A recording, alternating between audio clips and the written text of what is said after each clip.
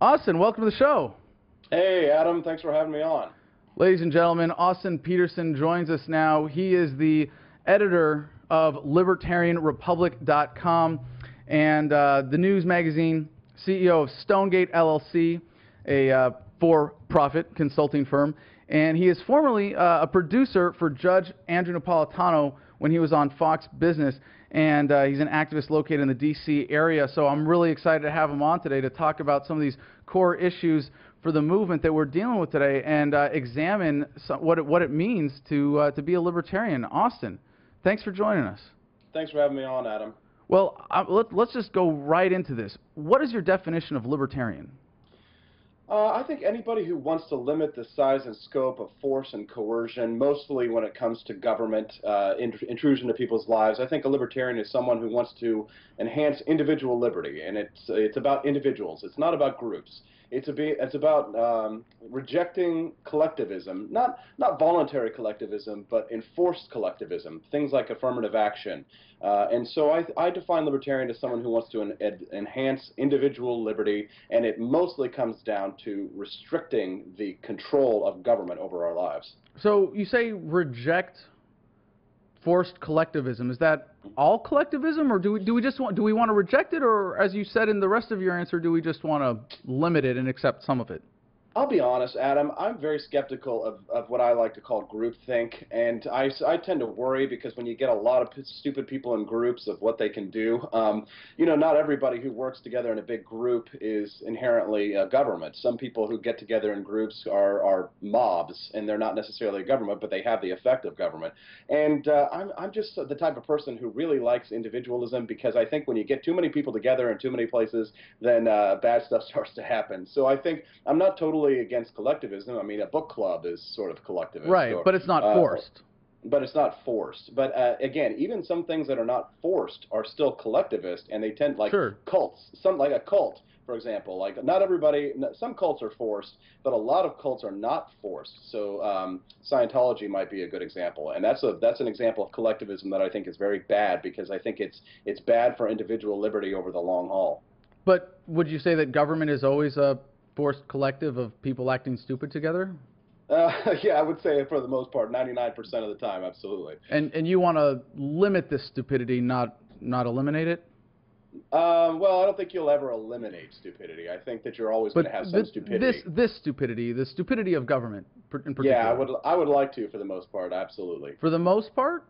Well, yeah, because, like, if, for example, I think that, you know, if you want to say, oh, we want to eliminate it entirely, well, something that would emerge might be called a government. So even if it was in a voluntary collective, so if we say, let's say we've got 100 people and we want to have a collective, and we all write a bunch of rules together, and we say, okay, well, here are the rules. You can't hurt anybody, you can't take their stuff, or there will be these kinds of consequences. You might call that a government. And that government might make stupid mistakes. I think everybody's prone to making stupid mistakes. An individual is smart, but people tend to be kind of dumb. So I think that you know, you'll never entirely get rid of coercion in a way, but I'd like to limit it as small as you can get it, to the least amount of coercion possible. Okay, so in that situation that you describe, you're saying that the worst consequence of eliminating government is that government might come back. Well, I think that some form of government would emerge. I think that people would necessarily get together and draft what you might call a constitution, and they might say, well, this constitution outlines property rights as they're properly defined according to our community. And I'm not against that. People can volunteer, just like you can enter into a contract. Multiple people can enter into a contract. If it's voluntary, it's not government or a forced collective, right? Well, yes, but the problem is that when someone wants to decide to break the contract, there will be some sort of enforcement mechanism. You might not call that a government, but it has the same effect as government. Well, I would certainly not call it a government if it's based on a voluntary agreement. What is a republic? Good question. A republic is a loosely held together federation of states. A republic is held together generally by a constitution, and I think that a republic is best defined as having a government that is inwardly focused, mostly focused towards the individual and sustaining individual rights. A republic, as strictly defined, is having concern where public affairs are the consent of the public. So basically, if you look at the Roman definition, the word republic technically means that the public affairs are everyone's business rather than the business of the elites. So the idea of a republic means that everyone has a say in public affairs, not just some small, tiny magnet of people. When you say public affairs, what are you referring to here?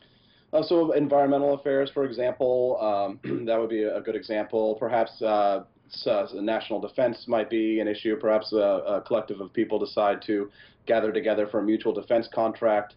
And a republic might be an example of a government that would be loosely held together, a loose federation of states that have certain mutual terms that they've agreed upon. So in this republic that you envision, there would be some voting for representatives who would then vote on these issues, right?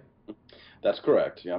And then their decisions would be carried out on behalf of everyone, whether or not they voted for them, right?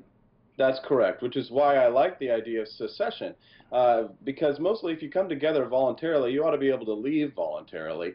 And so the idea is that, you know, knowing that not everyone is going to be perfectly happy in a republic, if a certain group of people decide to band together and they decide to leave, they should be able to do that, because property rights are very hard to strictly define sometimes. You know, if, for example, if you have a river that cuts off, is considered a property line, well, sometimes rivers will change their flow and course and direction. So if somebody defined a property line as at a river, at one point, sometimes 10 years down the road, a river will flood and it will change a property line. And so how do you cover those kinds of disputes?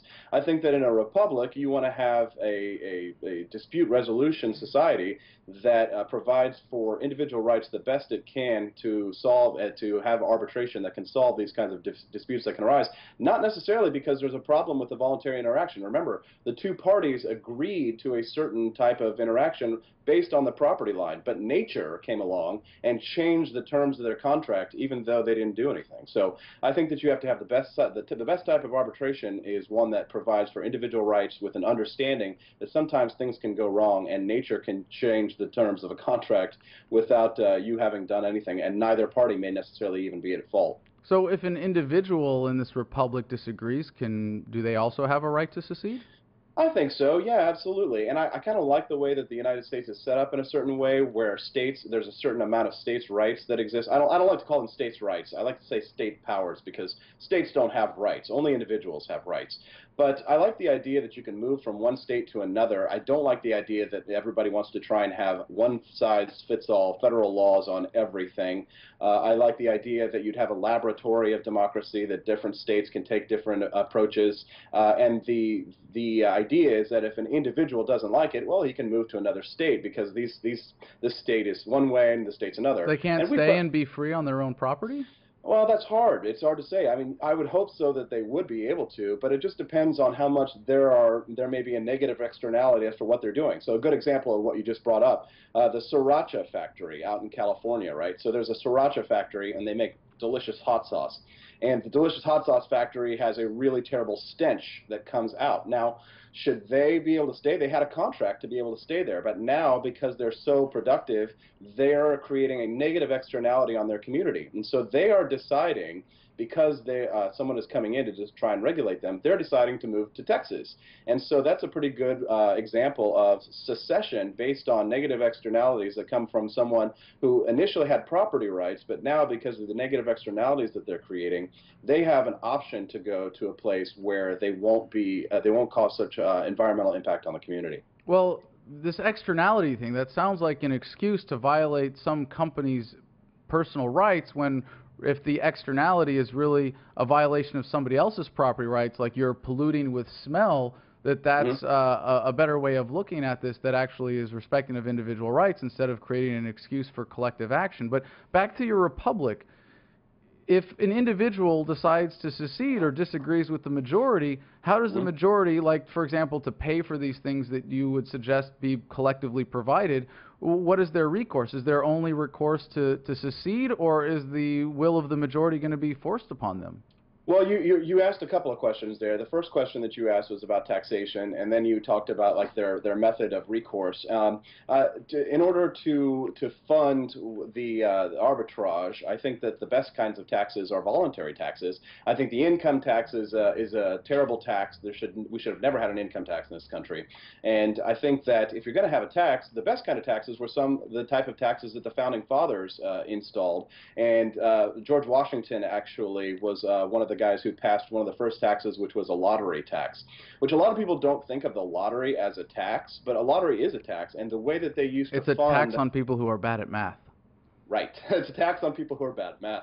And so a lottery tax is an example of a voluntary tax, and that's how they used to fund public infrastructure. So I wouldn't be opposed to communities or states holding their own lotteries as long as they weren't the monopoly on a lottery, for example. So I think that they should have to, private people should be allowed to have their own lotteries as well.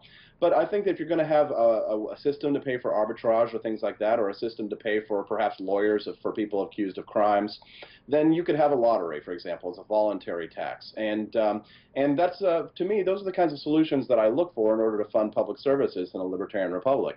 But to me, I think that if you're going to talk about an enforcement mechanism, it depends. The person who set up the Sriracha factory, for example, did they agree to arbitrage when they bought their parcel of land? Most likely, they agreed to arbitrage under the state-based system. But in a more libertarian republic, maybe they would have agreed to arbitrage on third-party arbitrage, more local arbitrage, and perhaps it would have been solved as a more local problem. But as it seems like right now, they are having their rights violated. But the solution is good because even though they are being aggressed upon, they're deciding to secede, move to Texas, and they're going to have a more hospitable business environment. So the system seems to have worked, even though it wasn't perfect.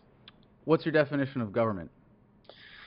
Government? I would say that a collection of. I would say that that's a good question. I guess how do we define government? That's a group of people who collectively put together a coercive, a monopoly on force, and they.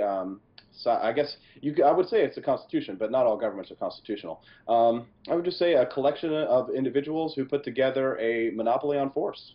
And your republic that you advocate is a government, right? Not necessarily, because I think that there can always be experiments, like what you could try. You could set up an area that there's no government. A good example actually was the American Wild West. So they called it the Wild Wild West. And before there were even states, before Nevada and Colorado and Utah, before they were actually incorporated into the Union, I mean, that was anarchy in its most beautiful sense. Wait. And so you're saying that you could have a republic that's not a form of government? Well, yeah, you could, because you could set up areas like free trade zones, for example, where basically anything Sounds like a goes. free speech zone.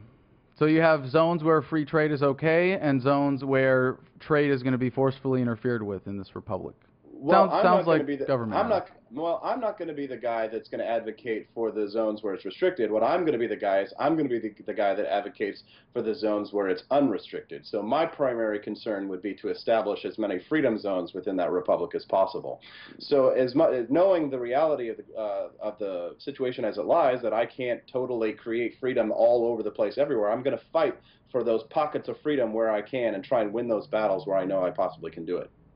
Well, if we're not advocating for freedom as a universal moral concept that we can apply globally and eliminate all coercion, aren't we then advocating for some form of coercion, some form of government republic? No, I don't think it's either or, because I agree with you that yes, we should be advocating for liberty as a total moral philosophical package overall. But when I'm talking about my tactics on the ground, there's a difference between my tactics and my morality, because my tactics, knowing that I can pick certain battles, I'll go and fight and pick the battles where I know I can win those battles, and then I'll go once I've won to fight it somewhere else. I'll still advocate for freedom everywhere. I just may not be able to fight for freedom everywhere. Just like I don't believe in interventionism, right? So I won't go fight for freedom for North Koreans, even though I believe that North Koreans have the same individual rights that we do. I won't go be a neocon and say that I'm going to go spread democracy to Koreans, even though I think a democracy is better than what they have right now. So yes, I believe that it's overall a moral philosophical principle, but I'm going to fight for freedom here in the United States and in those places where I think freedom can be won, because I see it as an incremental battle. So if the republic that you're advocating for is a group, is some kind of collective over a certain area, and it involves people coming together to provide certain services, isn't that just a voluntary corporation or company? If anybody can opt out at any time, and it's not forcing you to pay taxes in any way? No, not necessarily, because it's not always voluntary in the sense that they voluntarily come together, but sometimes the terms of those agreements means that they can't voluntarily leave if they break the contract. So some people say, well, you know, if but then you're talking, hold on, then you're talking about the social contract that's imposed on people who never got the opportunity to sign it or reject it themselves.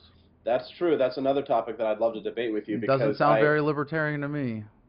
Well, the problem with that is that you know, not everyone can consent to be governed. So, for example, people who are so children can't be consent to be governed, and people who are mentally disabled can't consent to be governed. And I think a lot of Democrats really can't consent to be governed. I would lump those in those same lump that in those same territories. And the problem here is that you have to give everyone the opportunity to consent to be governed. But at some point, you know, certain people are going to be affected by a voluntary contract that they may not be a party to, they may not know. The Constitution is a good example of that, but which the terms I still believe are valid just because it provides for the best chance for individual liberty for all of the people in that area. Not everyone's going to consent to it, but you know, that doesn't mean that it's not the best way to allocate property rights and individual rights. So if you can't consent, someone else is going to govern you. Well, yeah, if you're mentally disabled is a good example, yes. Or if you're a child, for example, absolutely, you're not going to be able to give consent to being governed, but someone is going to have to govern you, and that's because, you know, otherwise you'd have mentally disabled people, you know. How can you have them govern themselves? They don't have agency, and so there are certain cases where people don't have that. So if you don't meet Austin's standard of intelligence, whether it's because you're a liberal or a statist or a child or a disabled person, then you're not entitled to those rights. And if you cannot consent to be governed, we're going to govern you anyway. That depends. I mean, is that person projecting any negative externalities on me, or is that a child who's dying? Well, that's different, and that's as applicable to fully capable people as well. If you're an intelligent adult and you start attacking me, I'm going to defend myself with force, and I'm not going to discriminate on people based on their mental abilities, and I would want to extend all of these rights that I think you're advocating for universally. And while I appreciate your thoughtfulness on these issues and I appreciate your activism, I think that there's a bit of tortured, twisted logic in trying to square the existence of even your utopian, beautiful vision of a republic with what we share, perhaps, as core libertarian principles. But Austin, I appreciate you coming on and having such a direct conversation about this. Anytime, Adam. Thank you very much. Non-interventionism is the opposite of isolationist house show. So does every other person. No. Do you not support our military? Do you want to get nuked? Do you think the active duty troops supporting Ron Paul are nuts? Evidently.